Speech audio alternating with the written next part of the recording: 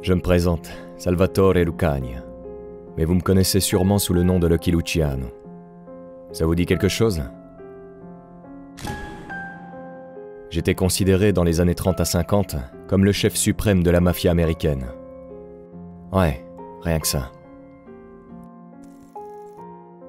Petit immigré sicilien que j'étais, j'ai en effet réussi à monter au sommet du crime organisé pour devenir capo di tutti capi. Le parrain des parrains, si vous préférez. J'étais à la tête d'une organisation regroupant tous les plus grands chefs mafieux du pays. Et je dirigeais les 5 familles de la Cosa Nostra de New York.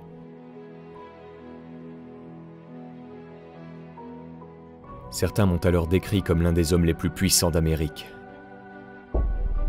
Et aussi comme l'un des plus grands criminels que le monde ait jamais connu. Comment j'y suis parvenu? Ah, ça c'est une longue histoire. Mais pour vous résumer ça en quelques mots, je dirais le trafic d'alcool pendant la Prohibition, les jeux d'argent, l'usure, les relations politiques et certains règlements de compte qui m'ont aidé à arriver au sommet. Si vous souhaitez en apprendre plus sur mon histoire, je vous invite donc à écouter attentivement ce qui va suivre, parce qu'il y a beaucoup à dire.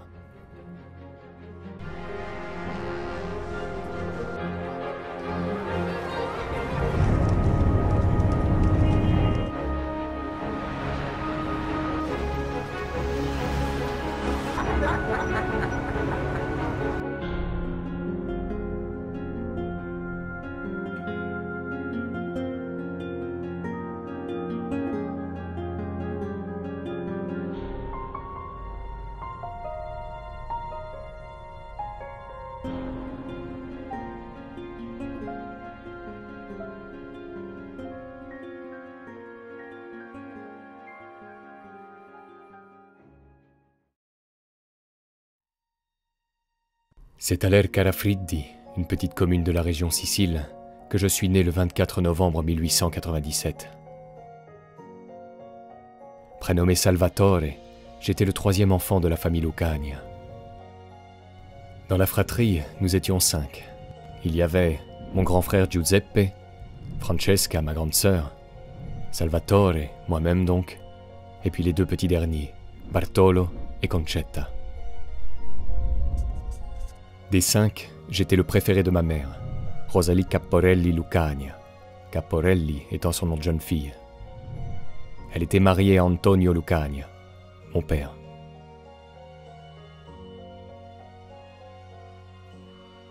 Notre famille était très pauvre. Je me souviens que mon vieux était sans le sou et que ma mère comptait notre argent à chaque fin de mois, avec comme espoir de fuir cette situation miséreuse. Mes parents ambitionnaient alors d'immigrer aux États-Unis. Surtout mon père, qui pendant toute mon enfance ne parlait que d'une chose: partir en Amérique. Ce que nous avons fini par faire au mois d'avril 1906. À bord d'un vieux bateau, nous avons traversé l'Atlantique pour nous rendre dans un monde diamétralement opposé à celui de la Sicile. Nous ne le savions pas encore, mais nous quittions à ce moment-là l'univers paisible et familier de l'Ercalafriddi pour un monde agité, où les gens semblaient particulièrement étranges et terrifiants. Notre destination? La ville de New York. Mon père avait trouvé un petit appartement sombre et miséreux dans le quartier du Lower East Side, à Manhattan. Pour ma famille et moi, c'était donc l'endroit où nous allions vivre pour les prochaines années. Dans ce quartier, il y avait de tout. Des Siciliens, des Napolitains, des Calabrais, des Irlandais, ainsi que des membres de la communauté juive. Nous étions tous mélangés et nous vivions dans la misère la plus totale. Là-bas, rien n'a changé pour moi. En réalité, j'avais uniquement échangé la pauvreté de l'Ercalafriddi pour celle de New York.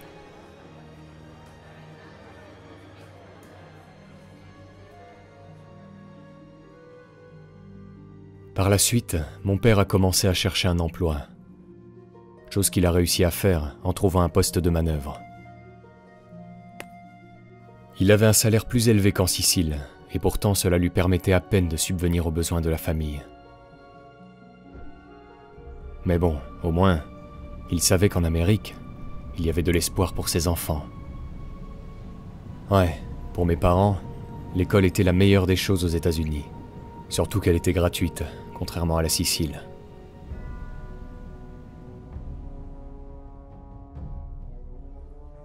Pour un gosse comme moi, qui ne comprenait pas un traître mot d'anglais, aller à l'école n'était pas facile. Mes premières années scolaires ont sans doute été le moment de ma vie où j'en ai le plus bavé.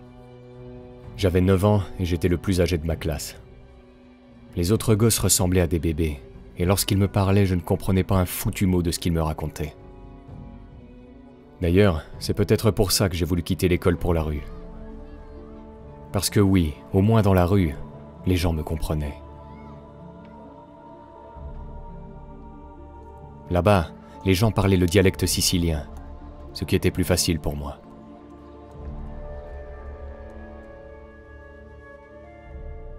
Avec mon âge avancé et ma grande taille, je regardais donc avec envie mes camarades de classe plus brillants et plus jeunes que moi. Ce qui me surprenait le plus étaient les enfants d'origine juive. J'étais fasciné par la vitesse à laquelle ils absorbaient les connaissances et les leçons. Ces types-là avaient de la matière grise, et je savais que plus tard j'en ferais mes alliés.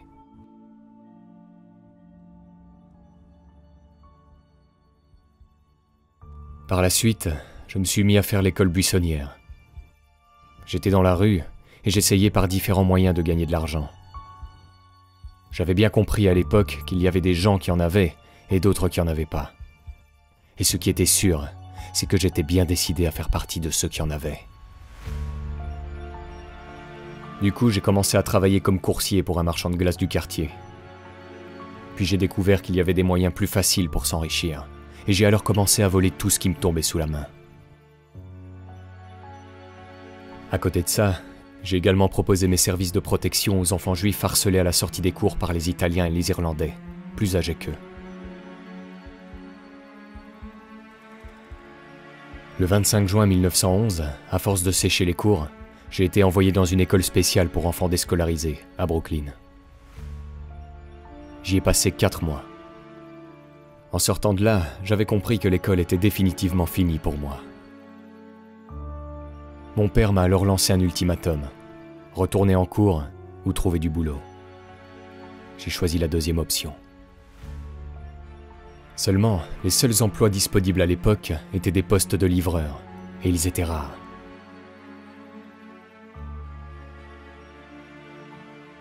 Dans mon quartier, plusieurs jeunes de mon âge avaient quitté, comme moi, l'école prématurément. Ils n'avaient aucune éducation, ou presque, et pourtant tous rêvaient d'une chose: vivre dans l'opulence et le luxe.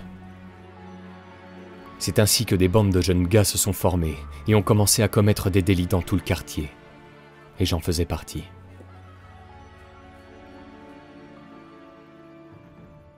Dès lors, nous dévalisions les boutiques, nous arrachions les sacs à main des vieilles dames et d'autres choses comme ça. Mais nous n'étions pas les seuls truands du coin. Il y avait aussi les vrais professionnels, ceux qu'on appelait les dons, des types qui étaient venus comme nous d'Italie et qui s'étaient enrichis grâce aux raquettes. À ce moment-là, j'étais mal vu par mon père, notamment à cause du séjour en école de redressement. Les 4 mois passés là-bas m'avaient toutefois taillé une certaine réputation dans la rue. Les autres gars du milieu me respectaient davantage, ce qui m'a permis par la suite de devenir le chef d'une bande.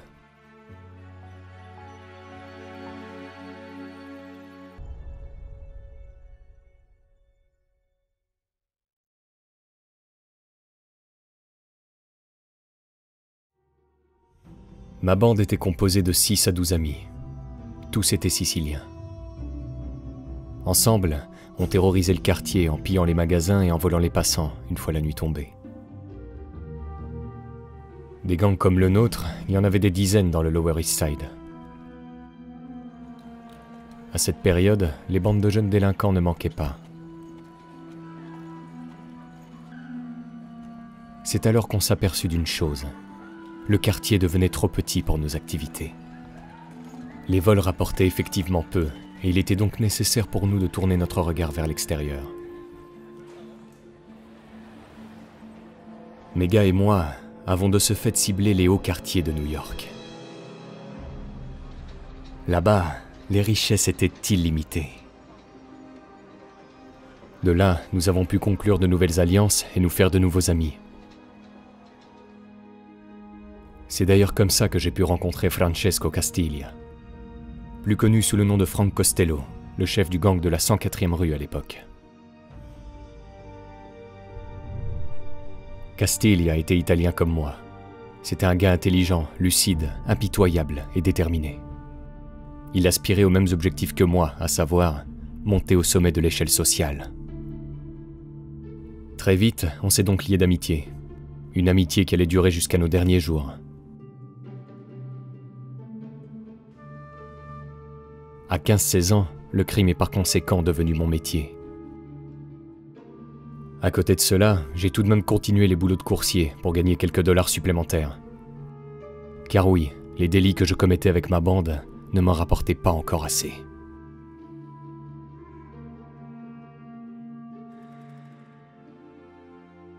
Nous étions alors en 1915, et à cette période, plusieurs de mes camarades ont été arrêtés par la police et condamnés à des peines de prison ferme. Frank Castiglia, mon nouveau partenaire, était l'un d'entre eux. Il a été arrêté cette année-là pour port d'armes.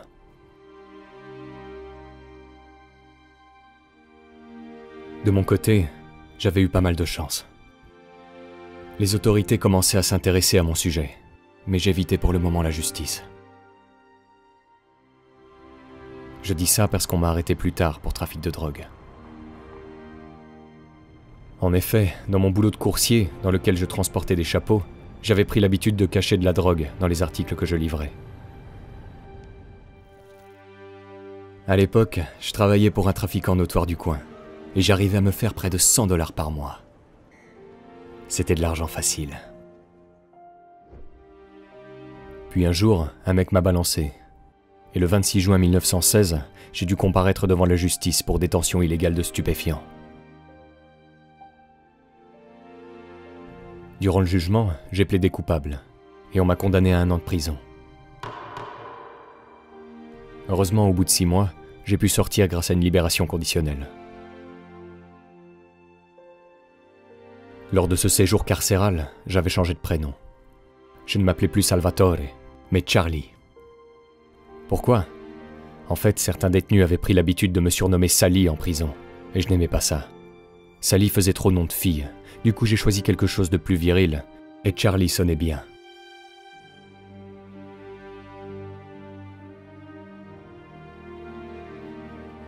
Au mois de décembre 1916, je suis donc sorti de prison. Suite à mon passage en tôle, mon prestige de chef de bande avait notablement augmenté. De nombreux bandits voulaient que je travaille pour eux, mais cela ne m'intéressait pas. Obéir aux ordres d'un supérieur, ce n'était pas fait pour moi. Je devais être le chef et rien d'autre.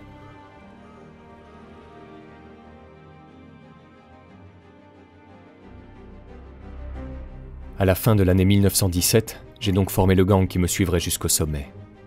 Dans ce dernier se trouvait mon ami Frank Castiglia, sorti entre-temps de prison, et 2 autres membres originaires de mon quartier, le Lower East Side.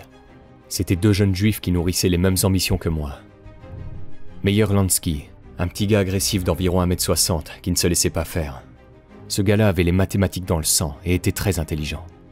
Il était toujours accompagné par un mec de 4 ans plus jeune que lui et qui le suivait comme son ombre, Benjamin Siegel.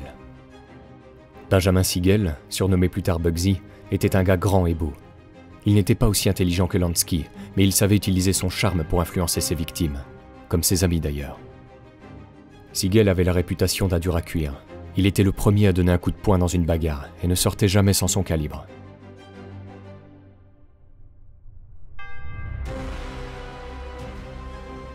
Frank Castiglia, que l'on a surnommé plus tard Frank Costello, Meyer Lansky, Siegel et moi étions donc sur le point de former une bande redoutable. Ce qui faisait notre force était notre complémentarité. Costello, Lansky et moi étions les analystes. Nous savions parfaitement gérer nos émotions et nous prenions toujours les décisions de manière réfléchie. Quant à Siegel, c'était tout l'inverse. Le genre de type complètement téméraire et toujours dans le feu de l'action. Ainsi, avec mes nouveaux associés, les affaires marchaient beaucoup mieux. Le nombre de vols, de cambriolages et de braquages a considérablement augmenté, et les bénéfices ont commencé à s'accumuler. Je me souviens qu'il y avait parfois tellement de fric qui rentrait dans les caisses qu'on avait du mal à le compter. Même Lansky, le génie en calcul, perdait parfois les pédales, pour vous dire.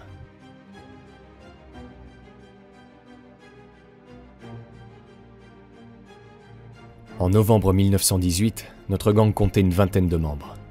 Les bénéfices montaient en flèche et c'est alors que nous avons décidé d'investir, notamment chez les bookmakers, déjà bien implantés à l'époque.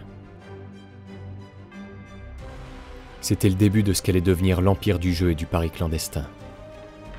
À cette période, c'était comme si un monde nouveau s'ouvrait à nous. Grâce au jeu, on savait désormais qu'on avait les moyens d'atteindre la richesse, et le tout de façon plus ou moins légale. Il nous suffisait en effet d'acheter la protection de la police, et le tour était joué. Pourtant, ce ne sont pas les paris clandestins qui nous ont le plus enrichis, mais l'alcool. Le 16 janvier 1919, le 18e amendement de la Constitution des États-Unis a effectivement été ratifié. Son but ? Interdire la fabrication, la vente et le transport de boissons alcoolisées dès l'année suivante, c'est-à-dire au début de l'année 1920. En d'autres termes, la prohibition a commencé, et nous sommes entrés dans la fameuse époque des années folles. Une période qui allait permettre à la pègre américaine et à notre gang de se développer considérablement.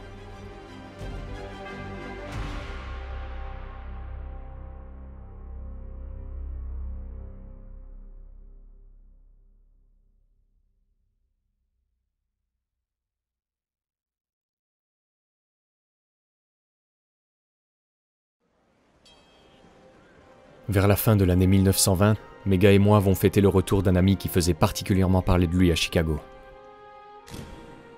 Alphonse Capone. Capone avait 3 ou 4 ans de moins que moi. C'était un mec au tempérament violent, qui voyait loin et qui avait du cran. Il avait quitté New York pour Chicago suite à mes ordres et à ceux de Frankie Yale.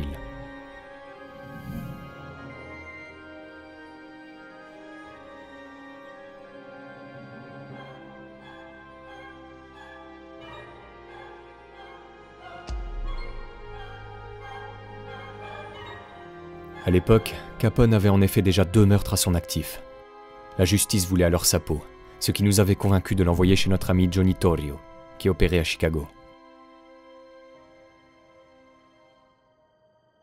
1 an s'était donc écoulé depuis son départ, et voilà que nous le revoyions à New York pour une courte visite. Il était habillé d'un costume fait sur mesure, portait des bagues en diamant et avait un gros cigare à la bouche. Le type respirait la puissance.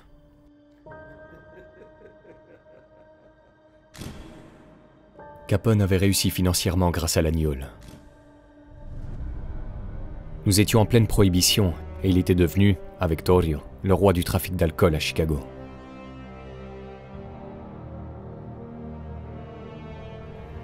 En voyant sa réussite, j'ai immédiatement eu pour idée de faire de même. New York étant la plus grande ville des États-Unis, je savais qu'il y avait moyen de faire quelque chose. Mais je savais aussi que ça n'allait pas être facile, car il y avait beaucoup de concurrence. Mes acolytes et moi étions jeunes. J'avais seulement 23 ans, alors que mes rivaux étaient plus âgés et plus expérimentés. Ainsi, avant de nous lancer dans le trafic de gnôle, notre gang a recruté un nouveau membre. Giuseppe Antonio Dotto, plus connu sous le nom de Joseph Adonis ou Joe Adonis. Un jeune de 18 ans expert dans l'art du cambriolage. Il me faisait toujours marrer car il n'arrêtait pas de se regarder dans la glace et de se coiffer. En fait, ce mec se prenait littéralement pour une star de cinéma. Avec lui à nos côtés, nous avons entrepris notre première affaire dans le trafic d'alcool. La première d'une longue série. La prohibition nous a permis d'obtenir des bénéfices encore plus importants, et le tout avec beaucoup moins de risques. Les peines encourues pour ce type de délit étaient légères, et quand bien même quelqu'un se faisait prendre, il était très rare d'aller en prison. De toute façon, pour nous protéger, on graissait la patte aux flics et aux politiciens. Comme ça, on était tranquille.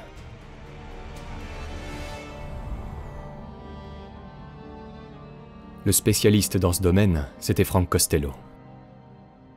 Costello avait à peine 2 ans de plus que moi, mais il avait déjà l'aisance et la classe d'un type 2 fois plus âgé. Il était spécialisé dans le trafic d'influence et dans la corruption de fonctionnaires. Grâce à lui, nous avons pu développer notre activité en toute tranquillité. La police fermait les yeux sur notre activité de contrebande d'alcool et nous étions ainsi protégés.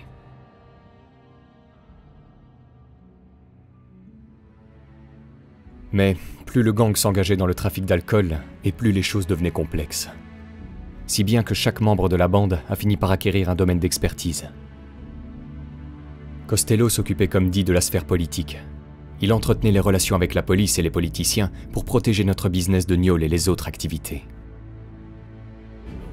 Lansky et Siegel étaient spécialisés dans le transport d'alcool clandestin. Pour cela, ils avaient formé leur propre équipe, le gang Bug et Meyer. Adonis était, lui, impliqué dans les rackets. Quant à moi, je dirigeais les opérations, je recrutais les nouveaux membres et je cherchais de nouveaux alliés. En d'autres termes, j'étais le chef. Au fait, en parlant de nouvelles recrues, c'est à cette période que Vito Genovese nous a rejoints. Genovese était un jeune voyou trapu et musclé qui savait se montrer impitoyable avec une arme à feu. Je l'avais propulsé au rang de lieutenant et je pensais alors qu'il me serait loyal jusqu'au bout. C'était une grossière erreur. J'allais m'en apercevoir bien plus tard. En plus de Genovese, notre bande a recruté un autre truand, Albert Anastasia. Trapu et musclé comme Genovese, Anastasia était un gars violent, le genre de type capable de tuer sur un coup de tête. D'une loyauté à toute épreuve, je trouvais en lui un précieux allié. Lansky et Costello ont également enrôlé quelques membres dans la bande. Le premier, recruté par Lansky, était Louis Buchalter, surnommé Lepki. Un type pas très intelligent, mais qui avait du cran et de l'ambition. Le deuxième, recruté par Costello, se nommait Dutch Schultz, un truand qui dominait le trafic d'alcool dans le Bronx. Enfin, il y avait ce type, Arnold Rothstein, une sorte de mentor pour moi.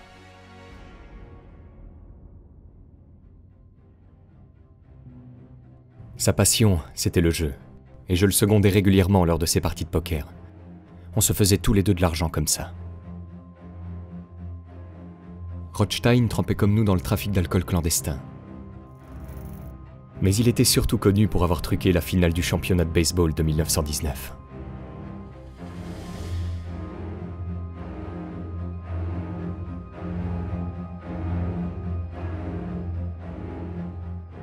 Grâce à lui, j'ai vraiment appris ce qu'était l'élégance. Il m'a appris à m'habiller avec classe, à me tenir à table et tous les autres codes du gentleman. Je veux dire que c'était le meilleur professeur des bonnes manières qu'un type comme moi pouvait avoir.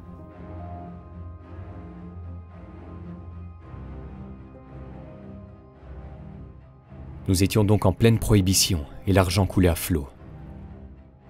Les affaires marchaient bien pour notre gang qui se transformait petit à petit en véritable entreprise. Une réussite qui a tout naturellement attiré l'attention des gros bonnets du milieu. Ouais, certains chefs mafieux new-yorkais voulaient leur part du gâteau.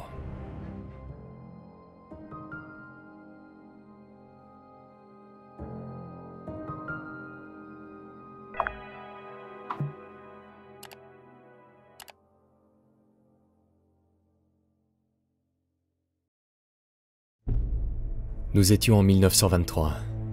J'avais 26 ans et j'étais déjà à la tête d'une importante entreprise clandestine. À l'image d'Al Capone, j'avais réussi à m'enrichir grâce au trafic d'alcool. D'ailleurs, ma réussite était telle que des concurrents directs ont commencé à m'envoyer des propositions d'alliance. C'étaient les chefs de la mafia italienne de New York. Des gars plus âgés que nous, qui n'étaient venus aux États-Unis qu'à l'âge adulte. Ils avaient grandi dans les traditions de la mafia sicilienne et ne s'étaient jamais affranchis de ces dernières. Rares étaient les personnes du milieu qui les connaissaient. Ils préféraient généralement rester entre eux, dans la familiarité et la sécurité de leur ghetto italien. Avec leurs vêtements sombres et démodés, leurs gros ventres, leurs grosses cuisses et leurs moustaches à la gauloise, On avait l'impression qu'ils sortaient tout droit d'une bande dessinée. Parmi eux, il y avait Giuseppe Masseria, dit Joe the Boss, et Salvatore Maranzano. C'étaient des vieux dons qui gagnaient leur pain grâce au monopole qu'ils exerçaient sur le marché d'articles de la communauté italienne, comme les artichauts, l'huile d'olive ou le fromage.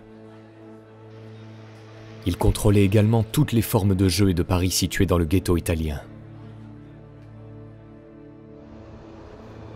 Mais au bout d'un moment, ils ont commencé à sortir de leur ghetto et à s'intéresser au marché d'alcool clandestin. Pour accaparer un marché, les vieux dons essayaient généralement d'éliminer leurs concurrents directs en les annexant. Et c'est comme ça que j'ai reçu quelque temps plus tard une première proposition venant de Salvatore Maranzano. Maranzano n'était pas n'importe qui. À l'époque, c'était le mieux placé pour devenir le chef suprême de la mafia américaine. Il m'a donc donné rendez-vous dans l'arrière-salle d'un petit restaurant à Little Italy. Lors de notre entrevue, il a commencé à me flatter en me disant qu'il était impressionné par ma réussite, que j'avais du nerf, de la matière grise et de l'imagination. Mais il m'a dit aussi qu'il n'aimait pas les types avec qui je travaillais.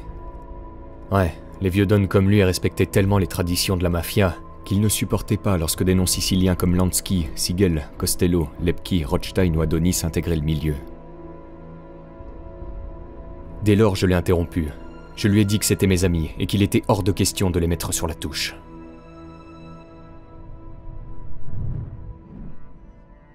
Maranzano a alors fait marche arrière, puis a communiqué son offre. Il voulait sans surprise que j'intègre son organisation en me donnant, d'après lui, un poste important. Il m'a ensuite demandé d'y réfléchir, puis on s'est séparés. Plus tard, je lui ai communiqué ma réponse. C'était non. Je lui ai dit que la proposition était fort intéressante, mais que ce n'était peut-être pas le bon moment. Évidemment, il n'a jamais été question pour moi d'envisager sérieusement son offre. Je voulais juste gagner du temps. Et j'avais bien fait, car le succès de notre business de trafic d'alcool a continué de plus belle. Notre empire s'est étendu progressivement dans tout New York. J'avais le meilleur alcool de la ville, et je fournissais des clients distingués comme les gens de la haute société. Notre affaire marchait du tonnerre. Et puis j'avais l'impression d'être invincible vu que les autorités étaient de notre côté.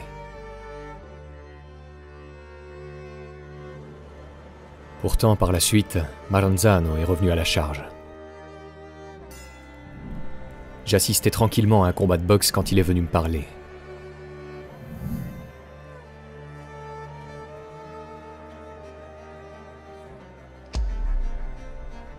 J'ai une proposition à te faire. Tu veux dire comme celle que tu m'as faite la dernière fois? Maranzano secoua la tête et me dit « Non, non, celle-ci est plus avantageuse. » Après avoir donné mon accord, on s'est donc rencontrés dans son quartier général à Little Italy. À cette réunion, j'avais délibérément amené Frank Costello. Je voulais voir si Maranzano avait changé son opinion vis-à-vis des étrangers. Mais bizarrement, il l'a accueilli à bras ouverts. Sauf que ce n'était pas le cas de tout le monde. Maranzano m'avait en effet communiqué sa nouvelle proposition. Je voudrais que tu rejoignes la grande famille Maranzano. Tu serais comme mon fils préféré. Il voulait que je devienne le premier lieutenant de sa famille. En échange, je récupérerais tout le marché d'alcool clandestin de son organisation et il me laisserait une totale liberté de mouvement. À une condition toutefois. Lansky et Siegel ne seraient pas de la partie, car ils étaient juifs.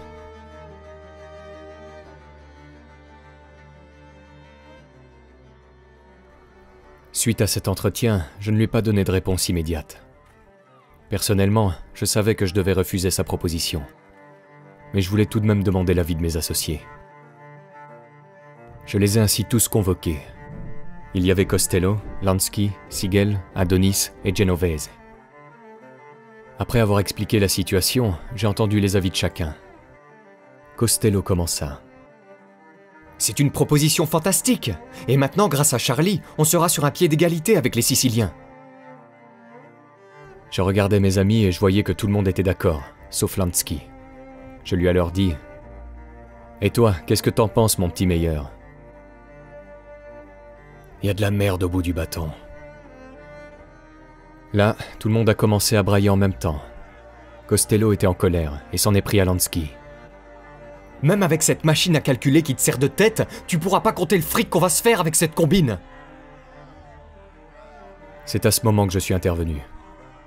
Mais qu'est-ce que vous avez, les gars? Vous ne voyez pas que ça ne pourrait pas durer plus de 48 heures? Il n'y a pas besoin d'avoir une grosse cervelle, ou une machine à calculer, ou quoi que ce soit, pour savoir que dès qu'on se mettrait avec Maranzano, ce gros porc nous ferait buter. Tout à coup, il y a eu un blanc. Un silence rompu par Genovese. Charlie doit avoir raison. Maranzano peut pas se permettre de laisser un type avec un cerveau comme celui de Charlie se balader en liberté. Finalement, tous se sont mis de mon côté. Et c'est là que je leur ai dit... Dans ce cas, avons-nous peur de ce type?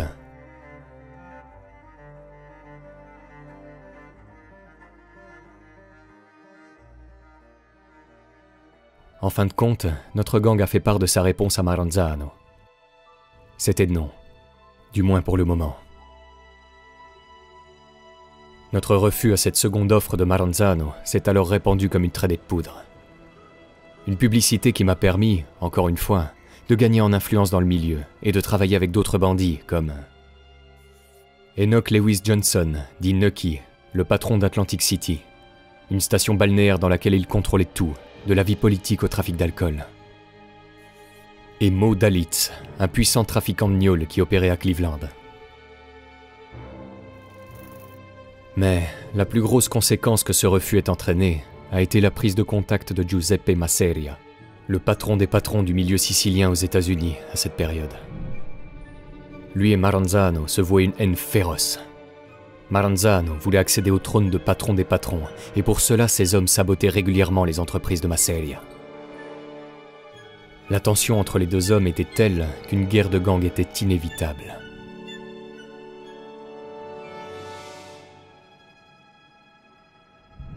J'ai donc rencontré par surprise Masseria dans un club en soirée.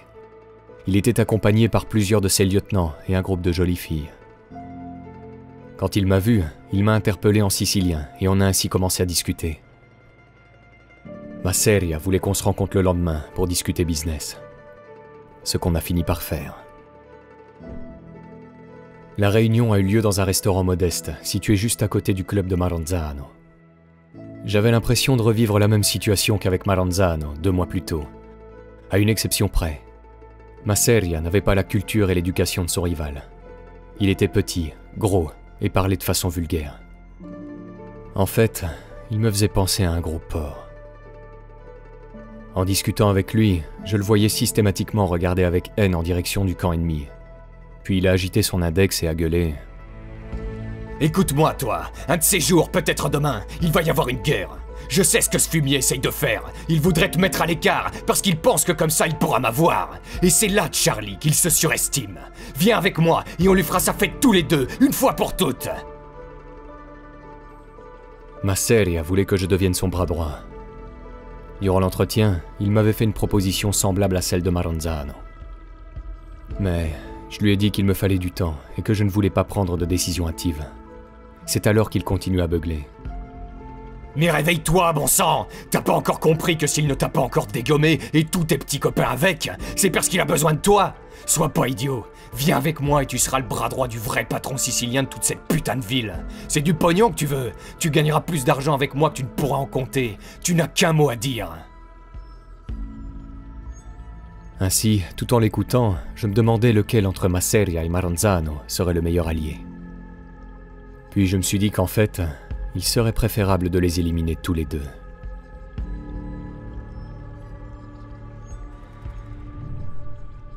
Auparavant, mes amis et moi avions déjà été d'accord pour tuer Maranzano. Et je savais de toute façon qu'un jour ou l'autre, un des deux me ferait buter. Ce que je devais donc faire, c'était de gagner du temps et de me faire discret un moment. De la sorte, je pourrais discuter avec mes camarades et voir ce qui serait possible de faire. Mais, au final, je me suis rangé du côté de Masseria, quelque temps plus tard. Ce gars-là avait beau me dégoûter, il avait une organisation qui était plus puissante que celle de Maranzano. J'ai par conséquent décidé de conclure un marché avec lui. Pour cela, il fallait toutefois que je me débrouille pour que ce soit lui qui fasse de nouveau le premier pas, afin d'avoir un léger avantage lorsque nous commencerions à discuter.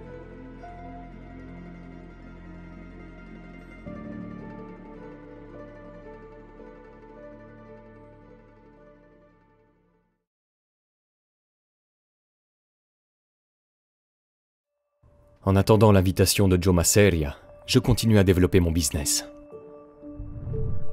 Nous étions au milieu des années 20 et je m'enrichissais à une vitesse dingue. L'argent rentrait dans les caisses à une vitesse encore plus élevée. À cette période, je vivais dans un grand appartement luxueux dans l'est de Manhattan. J'avais toute une collection de belles voitures noires, ainsi qu'une garde-robe chic et élégante. Je m'étais également fait de nouveaux amis. Parmi eux figuraient de hautes personnalités du monde politique, du sport et du spectacle.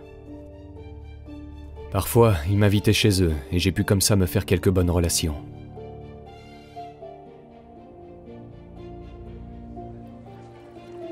Vers 1925, l'Agnole nous rapportait, à elle seule, près de 12 millions de dollars par an. Mais il n'y avait pas que le trafic d'alcool qui nous rapportait beaucoup. Le monde du jeu était également très lucratif.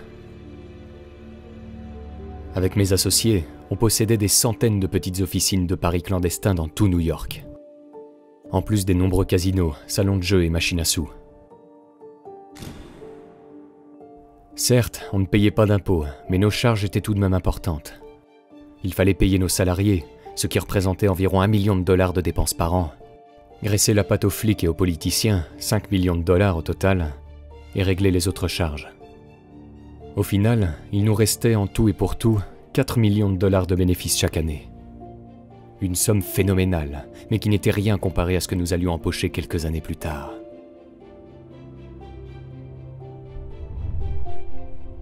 Par la suite, notre gang s'est investi dans l'usure. Autrement dit, le prêt d'argent à un taux d'intérêt excessif. Mon ami Lepki avait à l'époque besoin d'aide dans son domaine d'activité, le prêt-à-porter. Je l'ai donc aidé avec un autre gars, Tommy Lucchese, un de mes amis d'enfance. Ensemble, on a avancé de l'argent à un bon nombre de maisons de confection. Comme les banques étaient assez réticentes à leur prêter des fonds, notamment durant la crise économique qui allait suivre, on s'est pointé et on a joué les rôles d'usurier. Notre rôle consistait à prêter de l'argent aux fabricants de vêtements à des taux d'intérêt pharaoniques, qui pouvaient grimper jusqu'à 1000% sur du court terme. Notre organisation a ainsi financé près d'une 50aine de boîtes dans l'industrie du prêt-à-porter. Merde, dans les années 20, il n'y avait pas une seule gonzesse aux États-Unis qui ne portait pas un dessous fabriqué et vendu grâce à moi.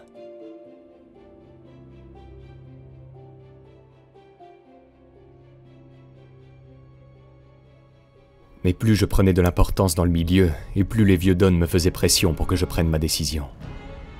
Masseria et Maranzano voulaient que je mette un terme à mes hésitations. Et c'est là que j'ai reçu une invitation de Joe the Boss. Nous étions au cours de l'année 1927 et le premier pas de Masseria était enfin arrivé. Comme dit précédemment, j'étais prêt à conclure un marché avec lui, aux grandes dames de Maranzano. Sauf que tout ne s'est pas passé comme prévu.